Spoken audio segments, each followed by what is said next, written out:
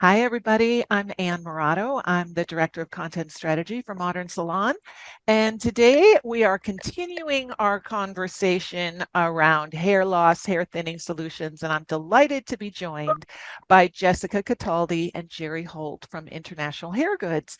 And I want you two to give us a brief beauty bio to get us started. Jerry, would you jump in? Well, Anne, I'm always shocked to have to say how long I've been in this business. I've been in the business a total of 42 years.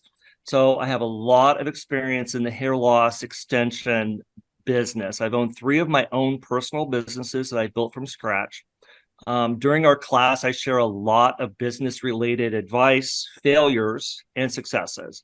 I'm the research and branding development person for Adorian's Hair Goods, who is the parent company of International Hairgoods. Great. Oh, that was so concise. Jess, Jess, how about you? Hi, thanks for having Hi. us back. Sure. I too find it amazing how long I've been in the industry. I have been in the hair industry for 22 years. Um, about 16 years ago, I found hair replacement, and that has been my home ever since. So early on in my career with hair replacement, I started specializing in preventative care. So the beginning stages of hair loss, how to keep your hair for a longer period of time, slow down your future thinning, and then moved into micropoint, which we had talked about on our last visit, and full hair replacement as well. So I actually do my coworker here, Jerry's hair, quite Yeah. often. It's beautiful. It's such, I mean, I was admiring it before we started recording, and we're going to talk a little bit more about that, and people are going to be able to reference an image because we have the before, we have the after. It's really wonderful. And why don't we kind of level set, Jerry, by you giving us a brief definition of the difference between hair systems, wigs, hair toppers? Okay, perfect. Perfect question. Here at IHI, we specialize in all solutions for nearly every customer who has some sort of hair loss concern.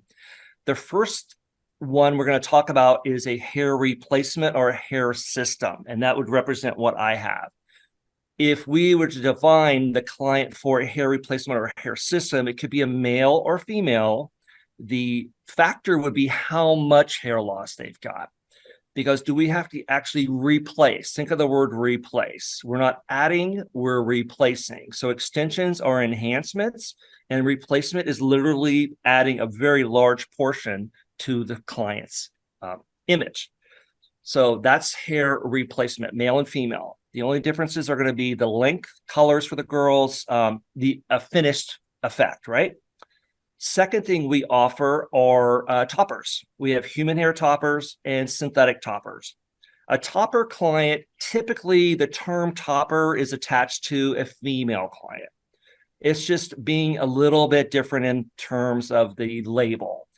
The topper client is someone that there's a couple of divisions in there. It could be fashion, someone who just wants to add a super blonde color to the top area of their style.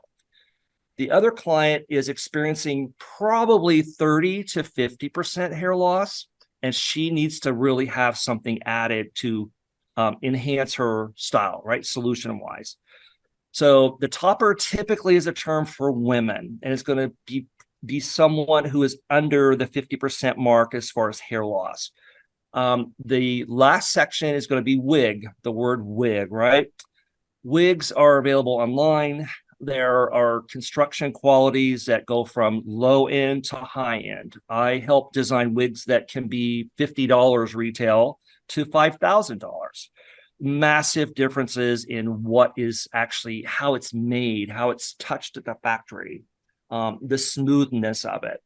Here at IHI, we specialize a little bit more in a serious medical client, a female client who's lost her hair.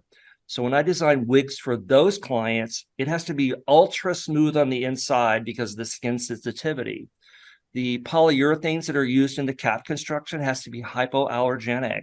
we have to be really cautious about how we handle that client's skin. So we're able to accommodate all solutions, including last video was the micro point, which is really in the sort of gateway solution, right? So it depends on the guest that you're working with and how much hair loss they have, and if it's male or female.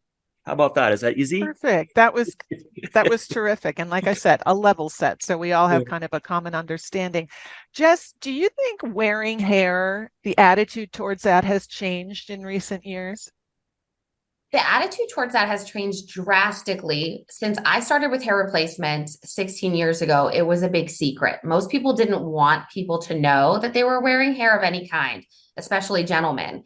And as years have gone on, we've definitely progressed into it being more acceptable, socially acceptable for men, women, and children to all be wearing all different alternative hair types. And it has really helped the industry a lot because our happiest clients are the clients that don't want to hide the fact that they're providing some kind of enhancement to make themselves feel better, look better, whatever it may be, for whatever reason they're doing it. So yeah, it's definitely improved over the years.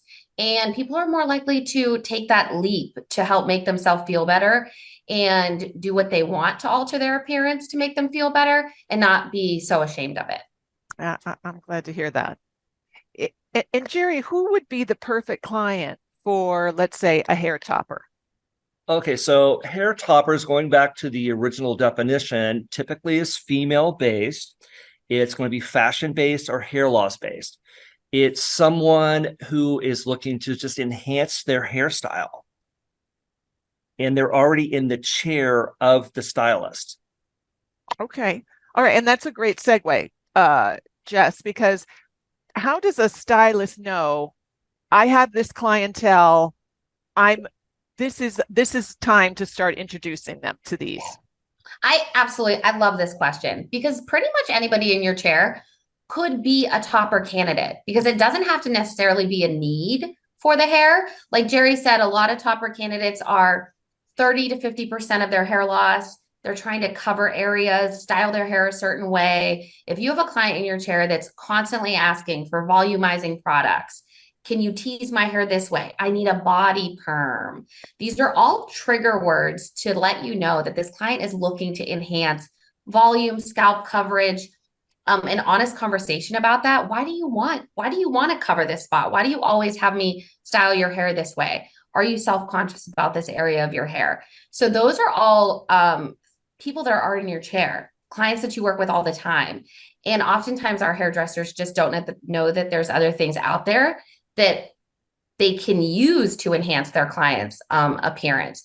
So sometimes there's a need for it. And then other times there's a want. Like, I love changing my hair color. Is it healthy to always change your hair color as much as I would like?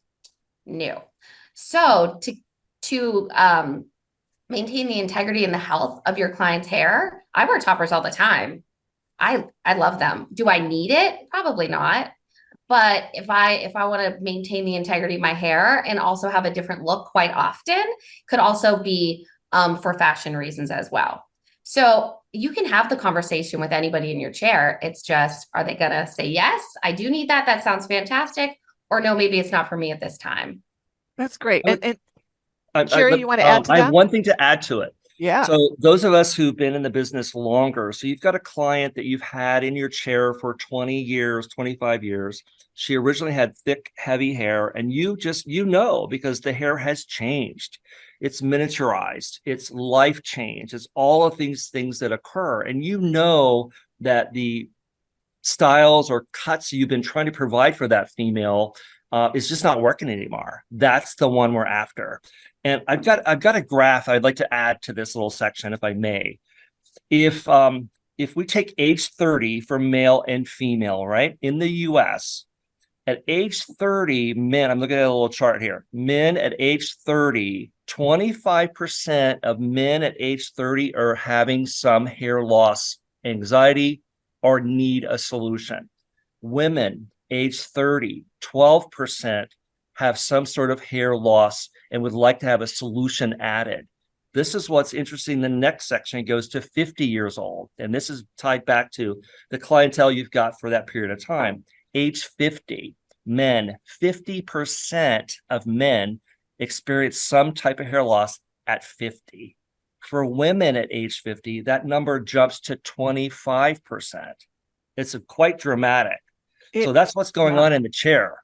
And now let's keep going with you, Jerry, because I want you to talk a little bit. No, this is so good. I love when Jess mentioned, you've got that client and they say body perm, or they're always styling their hair a certain way. So with these hair systems or toppers, can they be customized? Yes, the answer is yes. It depends on what the client's need is and the solution you order. Here at IHI, we've got a synthetic line called Akanu, and it's one of my personal brands that I've designed. It is ready to go and ready to finish. So there's really not much customization needed. It's a really quick solution, and all the colors are designed to fit right into almost everyone's hair color. Then you have human hair toppers that we have also. You can shadow root, you can add lowlights, you can add highlights within reason, but lowlights especially, and you can customize it. You could add body waves to those toppers also. And Jess, when your client, you're setting them up with these systems, what are the most important points to get across to them as related to care, how to wear, how to properly extend the life of this investment? Sure. So it's just like anything in life, right? It depends on how well you're going to take care of it. That's the stylist's job, to educate the client on how to take care of whatever alternative hair they're wearing, whether it be extensions, a topper, full hair replacement. Could somebody destroy something like this in a week's time? Absolutely. But can you extend the longevity of the hair with the proper care and use? Definitely. But that's education from the stylist, which is absolutely what we teach in our trainings. We make sure you're very well prepared and knowledgeable about how to educate your client on taking care of something like this. And then also it's kind of like the basics. So if you're wearing a topper that comes on and off, you don't want to really sleep in it, right? It's going to last longer for a topper that's meant to come on and off if you wear it the proper way.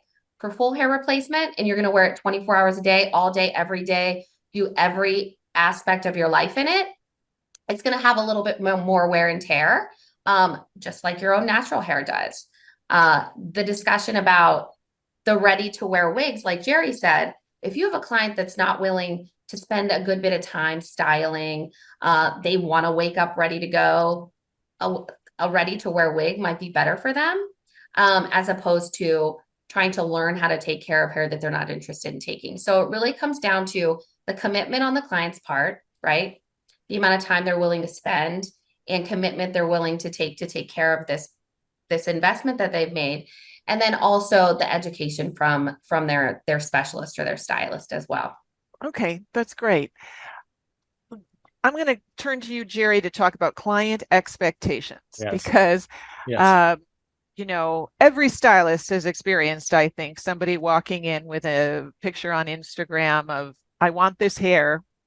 And it must be amped up and accelerated when it comes to hair replacement, hair systems, wigs, toppers. So how do you suggest that stylists sort of, deal with client expectations? Well, it's a really big subject and a great question. And we just finished a class here in Minneapolis, and stylists are so nervous because they're having to do a different consultation. They have to dig deep into the consultation to get what I call the buy-in from the client. We have to be realistic. I just got this hair. It's brand new. This is gorgeous. It's on. Realistically, how long is it going to last? How long is it going to stay bonded on? Depends on all the factors that Jess just talked about. So I always use the analogy at this question because the customer always says, how long is it going to last? It's a question that's every class they ask. So my analogy is, imagine you have a hair loss situation that you're trying to solve. You go into a very large shoe store that has literally every type of shoe possible that you can put on your feet. So let's pretend that I'm a marathon runner I'm going to go to those shoes that are for marathon runners. That means I'm going to wear those out pretty quickly. And you work your way through all of the sports, the activities. Think of basketball, tennis. Those shoes are all designed to be different solutions, right? Then you work your way up into the fashion shoes, the women with the gorgeous high heels, the Jimmy Choos. Those ladies are not wearing those shoes out in the mud and in the dirt. They're protecting them. They're being very careful because that's the solution that they wanted for that time, right? So the answer is really big on how long they're going to last. So Jess and I want everything to be realistic. I want realistic. I always say in class, I want you to be excited when Jerry comes in to get his hair done because he comes on time as far as the cycle. He's realistic about how long this is going to last. They definitely get dry. They definitely decay, right? Because you're wearing something. In my case, I wear it 24 hours a day. I get new hair every month. I get brand new hair every month. So I hope that helps a little bit. So think about the shoe analogy and how you never ask the person, you buy the Jimmy Choo shoes, which are super expensive. You never say, how long are these going to last? You never ask that question. And if I'm going to buy, right? You never do. And if I'm going to go in marathoning, I'm probably going to need a couple pair of shoes because the cushion is going to go away real quick because of the mileage, right? I hope that helps. It does, Will. And like you said, talking about care and upkeep and is going to be such an individual conversation based on who's doing that care and upkeep. Now, Jess, you did Jerry's hair. Yes. If we talk about, it's hard because we're trying to talk about typical, but everything is going to be different. So how long did an appointment like this take? So for the very first time I ever did Jerry's hair, it took me about an hour and a half. Now I am trying to perfect every little aspect of what he's looking for in that time frame. We didn't have a time frame set actually for him. I set aside about 2 hours just so we could go through the consultation, make sure I knew exactly what he wanted and that I could deliver it. Did it take 2 hours? No, it ended up working out perfectly. We finished in about an hour and a half. Now I've been doing Jerry's hair now for about 2 years. So now I know all the things, right? All of the things, all the hiccups that we had, all the trouble that I had initially trying to iron out the kinks. And now 2 years later, it takes me about an hour to do Jerry's hair. Start to finish, no hair to hair, bald to what he looks like right now. Okay, perfect. And again, knowing that this is a difficult question to answer because it's going to depend on location, but charging, it's a big question. Start, Jerry. Yeah, it is a big question. It's a very big question, and I'll start, and Jess can add to it. So pricing is a really big subject in class. We have a hair calculator that we've designed within our business to help you figure out pricing. But we've got to go back to, we teach people all over the US. We have a client, a student that's in LA. He is charging about $500 a haircut at his location. So when we train him, he's going to be a different marketplace for his hair solutions. I train people in the middle area of the US. Their haircuts are $25 to $30. We have to have them be successful in the pricing because it boils down to chair time. And I hope everyone knows their chair time hourly rate. Some people don't, but you all need to figure out your chair time. What is your chair time worth per hour? And since I owned 3 salons in the past, I knew what each chair needed to produce per hour per chair. So I could see where my losses were and who was producing and who was not producing. So the answer to the pricing, it's all over the place because of regional issues as far as your marketplace. I don't know, Jess, do you have anything to add to that possibly? Yes, because right now we're running into a lot of the salon suites where people are working for themselves and they're going to set their own pricing. So in a circumstance like that, where you're not working for somebody else and you are your own boss and you are an entrepreneur and you have your own clientele, that pricing can be quite different. Again, it's going to want to be comparable to your area. And then also like your clientele base, you want to be comparable to yourself. If I'm going to do a 3-hour service for you with hair replacement, in place of a 3 or 4 hour hair service that I used to do with a cut, color, blowout services now that I would be replacing with hair replacement, you want to be comparable to the pricing that you would have done for those a la carte services also. So Jerry's absolutely correct. The pricing can be all over the place. We go into that quite extensively in our trainings to make sure everyone is at least more prepared. You know, they leave our class and they're still thinking, what do I have to do? What do I need to know? How do I figure this out? But at least the ball's rolling, right? They're really focusing on what's next for me. And it is a more high ticket item because you're producing not just a look, but you're giving them a product with that look, which is the hair as well. Right. So hopefully that helps a little bit. It does. And also you mentioned this calculator that, you know, like you said, there is a tool. Yes. And I know that you are available as well to help them. So as we sort of wrap up this conversation, and because the two of you have such a wealth of experience, I would love to hear from each of you sort of lessons learned along the way. I mean, we all make mistakes, and those are our learning opportunities. So do you mind sharing some of those? Do you want to go first? Go first, Jess. I giggle because there's been a lot of lessons learned along the way. Really good lessons and not so pleasant lessons. But for me, I had my aha moment. I initially in this industry, it's scary. What you're doing, you think is like permanent. I can't fix it. The client's not going to sit in my chair for 6 hours if I need to change this color a little bit or tone it. It is a much different world. So the day that I realized I didn't have to be afraid of the hair anymore, what I was going to do, anything you do is fixable. The client's there. And as long as you have the knowledge to be able to make those adjustments and not be afraid of the hair, my whole world changed. And then secondly, for me, Sherry always laughs at me that I would do everything for free. I would, if you could, I would. Mm-hmm. So learning how to not spend other people's money for them helped me along the way as well. Cause this is a higher ticket item. And I'm like, oh, should I really charge that? I feel like it might be too expensive. And really learning what you're doing and learning the worth. And it is a very specialty service. When I stopped spending people's money for them, that was very helpful as well. That's I completely know what you mean by that. And I think that's a conversation we've had in the industry for years, but that's a very good one. And Jerry, how about you? Your lessons learned?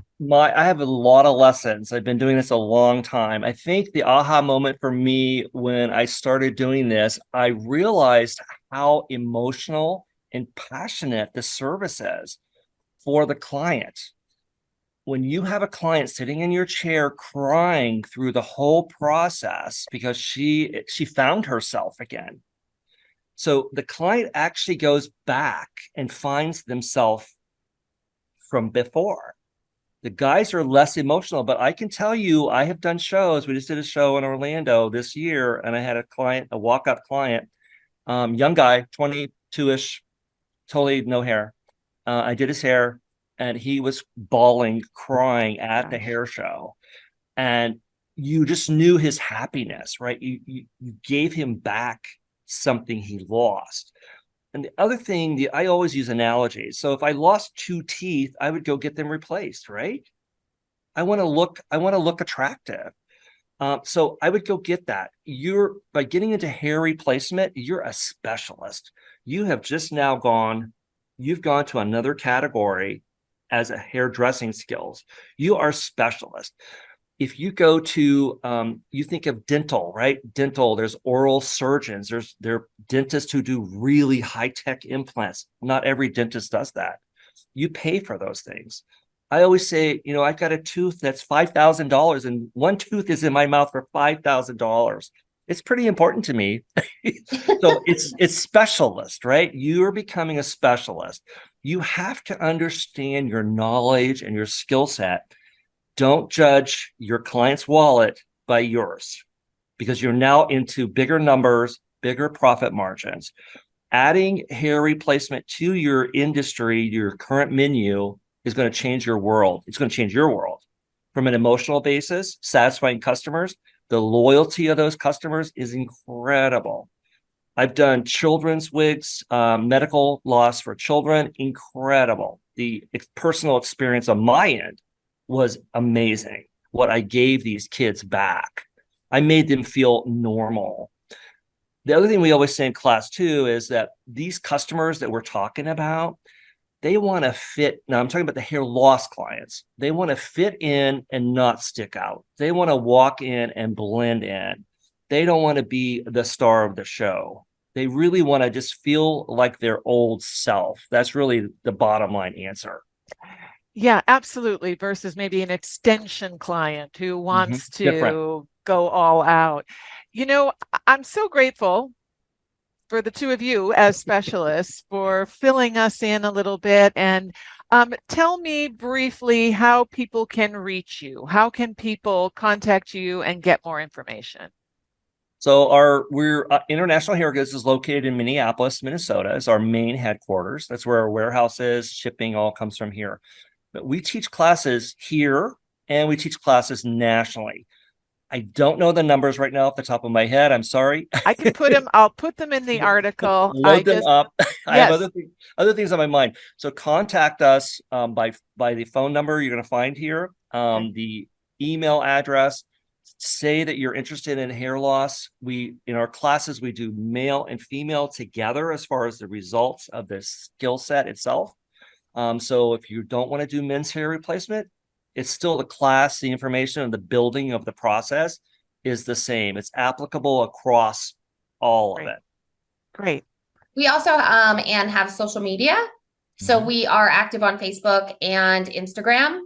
We also have just started a TikTok as well. So you can find us on all three of those platforms. And then if you're not an internet person, you're not an email person, you can always just call right into the office. It's a very close-knit group here. And they'll be able to get you the information on the trainings, the class, purchasing, whatever it is that somebody's looking for. That's great. That's great. And thank you both so much for your time. I'm happy to see you again and spend a little time. And I hope you have a great rest of your day.